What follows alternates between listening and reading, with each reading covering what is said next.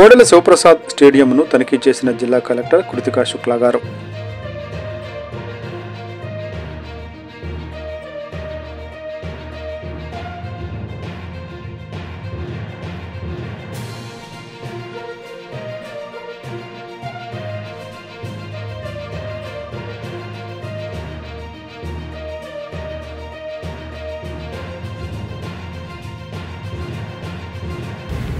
ఈరోజు Kodela Sivaprasad stadium అసరాపేట్ visit చేయడం జరిగింది.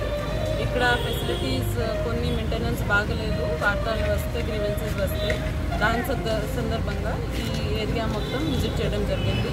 దీంతో పాటు ఇక్కడ ఒక న్యూ ఖేలో ఇండియా ప్రోగ్రామ్ కింద ఇండోర్ స్టేడియం కన్స్ట్రక్షన్ కూడా జరుగుతుంది, అది సందర్శించడం జరిగింది.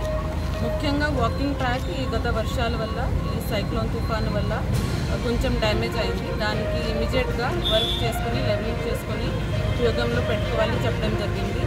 లైటింగ్ అసలు బాగలేదు, చీకట్ ఇప్పుడు వింటర్స్ వస్తున్నాయి కాబట్టి 6కినే చీకట్ అయిపోతుంది. సో 6 తర్వాత ముఖ్యంగా ఇక్కడ అన్ని ఫెసిలిటీస్ వాడుకోవడానికి ఇబ్బందికరంగా ఉంది కాబట్టి వెంటనే మున్సిపాలిటీ ద్వారా, సిపిడిసి ద్వారా లైటింగ్ కూడా పెట్టుకోవడం జరుగుతుంది. ఇంకా ఈ స్టేడియంని సెల్ఫ్ సస్టైనింగ్ మోడల్లో పెట్టుకోవడానికి స్విమ్మింగ్ పూల్ కూడా 2 నెలల్లో కంప్లీట్ చేసి లీజ్కి ఇవ్వడానికి ప్రపోజల్ ఒకటి రెడీ చేస్తున్నాము. ఖేలో ఇండియా ప్రోగ్రామ్ కింద ఇంకోటి సింథటిక్ ట్రాక్కి కూడా గవర్నమెంట్ ఆఫ్ ఇండియాకి ప్రపోజల్ పంపిస్తున్నాము.